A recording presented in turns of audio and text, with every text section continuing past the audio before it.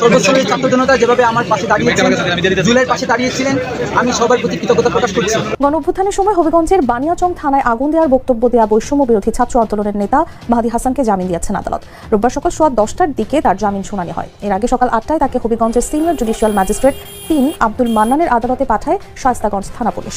পুলিশের কাজে বাধা দেওয়ার অভিযোগে মাহাদীকে গ্রেফতার দেখানো হয়। এদিকে মাহাদীর মুক্তির দাবিতে আদালত প্রাঙ্গণে সকাল থেকে বিক্ষোভ করেন বৈষম্য বিরোধী ছাত্র আন্দোলনের নেতাকর্মীরা।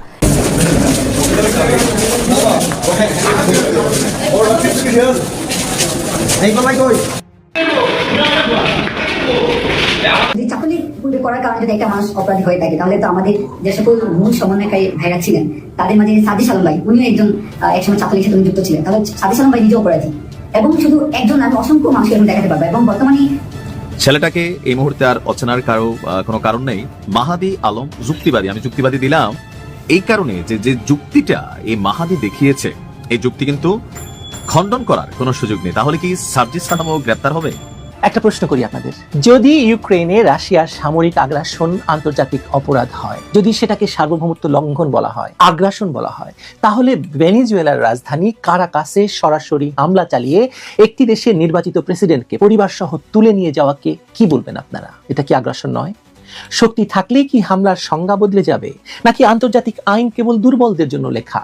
জানি এই প্রশ্নের উত্তর আপনার কাছে নেই, আমার কাছেও নেই, কিন্তু এর পরিণতি সত্যি ভয়ঙ্কর। কারণ সিলেটের হবিগঞ্জ জেলায় যে এক সমন্বয়ক, আপনারা নিশ্চয়ই খেয়াল করেছিলেন, থানায় গিয়ে থানার ওসির সাথে দুর্ব্যবহার করেছে এবং সেখানে গিয়ে বলেছে জুলাই যোদ্ধাকে কেন আটক করা হয়েছে, এবং জুলাই আগস্টের সেই জঙ্গি উত্থানে সে থানায় আগুন দিয়েছিল এবং একজন SI কে, সনাতন ধর্মাবলম্বী, তাকে পুড়িয়ে মেরেছিল এবং সে কথা সে বীর গর্বের সাথে বলেছিল। মনে আছে আপনাদের? সেই ভিডিওটা দেখেছিলেন আপনারা? বানিয়াচং আমরা থানা কিন্তু পুড়িয়ে দিয়েছিলাম, এসআই সন্তুষ্টি কিন্তু আমরা জ্বালিয়ে দিয়েছিলাম।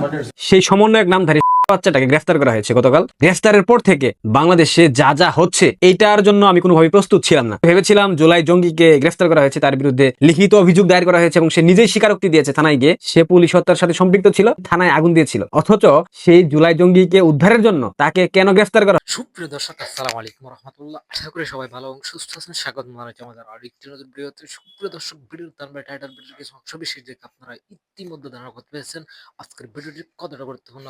সুপ্রিয় দর্শক মণ্ডলী, তাহলে চলুন আমরা কথা না বাড়িয়ে সেই সম্পূর্ণ বিস্তারিত আলোচনাটি দেখে আসি। তার আগে আপনাদের প্রতি আমাদের একটা ছোট্ট রিকোয়েস্ট, যারা আমাদের চ্যানেলে কোনো নতুন চ্যানেলটি সাবস্ক্রাইব করে আমাদের সাথে থাকুন। তাহলে চলুন কথা না বাড়িয়ে বিস্তারিত আলোচনাটি দেখে আসি।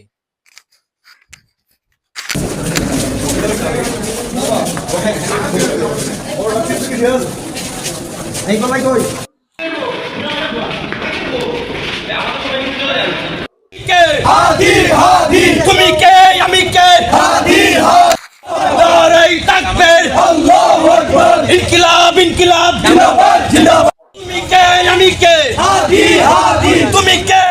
যে ছেলেগুলার অবদান রাষ্ট্র পুনর্গঠনে যথেষ্ট ভূমিকা রাখছে, তাদের তো ত্রুটি বিচ্যুতি হইতেই পারে।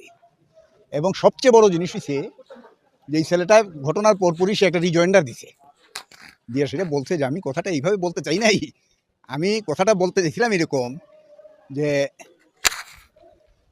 ওই যখন জুলাই অগাস্ট 5 আগস্টের দিন যখন বানিয়াচং থানার জনগণ পুড়াইয়ে দিছিল, তখন আমরা প্রোটেকশন দিছিলাম সব জায়গায় দাঁড়িয়ে দাঁড়িয়ে, এবং এটাই ফ্যাক্ট। আর মাহাদির বিষয়ে তো আমরা নিজেরাই সাক্ষী, এত হবিগঞ্জ শহরে ছিল ওই সময়, এত বানিয়াচং তারে দেওয়া হইতে সরকারি কাজে বাধা। এখন সরকারি কাজে বাধা, হ্যাঁ ঠিক আছে, ওনাদের দৃষ্টিতে এটা বাধা, কিন্তু ওনারা যদি ভুল না করতো তাহলে তো বাধার প্রশ্নই আসে না। জুলাই আন্দোলনের ছেলেগুলাকে দিয়ে গ্রেফতার করে নিয়ে আসবেন, একজন তো যাবেই তাকে রিলিজ করানোর জন্য। এইটা যদি সরকারি কাজে বাধা হয় তো বলার কিছু নাই। আজকে জামিন হচ্ছে কোর্টে, এইটা হচ্ছে 8 নম্বর কগনিজেন্স কোর্ট, CGM কোর্টে জামিন হয়েছে। জামিনযোগ্য অপরাধ, জামিন হয়েছে, কোর্ট ন্যায় বিচার করছেন। উই আর হ্যাপি, কারণ মাহাদির এই আটক সারা দেশব্যাপী এটা ছড়াই গেছিল এবং যাওয়াটাই খুব স্বাভাবিক। সারা রাত মানুষজন তার খোঁজ। চাকরি পূর্বে করার কারণে যদি একটা মানুষ অপরাধী হয়ে থাকে, তাহলে তো আমাদের যে সকল মূল সমন্বয়কারী ভাইরা ছিলেন তাদের মাঝে সাদিস আলম ভাই, উনিও একজন একসময় ছাত্রলীগের সাথে যুক্ত ছিলেন, তাহলে সাদিস আলম ভাই নিজেও অপরাধী। এবং শুধু একজন আমি অসংখ্য মানুষকে এরকম দেখাতে পারবো। এবং বর্তমানে ছেলেটাকে এই মুহূর্তে আর অচেনার কোনো কারণ নেই। মাহাদী আলম যুক্তিবাদী, আমি যুক্তিবাদী দিলাম এই কারণে যে যুক্তিটা এই মাহাদী দেখিয়েছে, এই যুক্তি কিন্তু খণ্ডন করার কোনো সুযোগ নেই। তাহলে কি সার্জিস সালামও গ্রেপ্তার হবে? মানে সার্জিস আলম কি অপরাধী? দেখেন এই জুলাই অভ্যুত্থানের আগে পরে অনেকেই ছাত্রলীগের